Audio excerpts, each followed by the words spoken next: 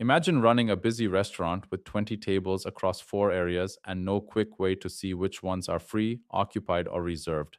The usual fix is sticky notes or a shared spreadsheet that nobody updates in real time.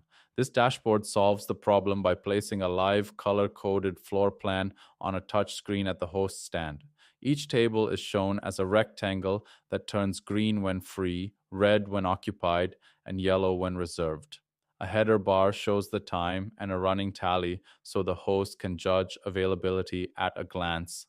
When guests walk in, one tap seats them and flips the table to red.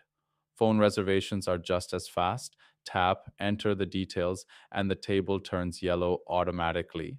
A built in calendar view lets staff check upcoming bookings for any table throughout the week. The result is instant seating decisions, no double bookings, and smooth service during the dinner rush. You can download this project for free using the link in the description below.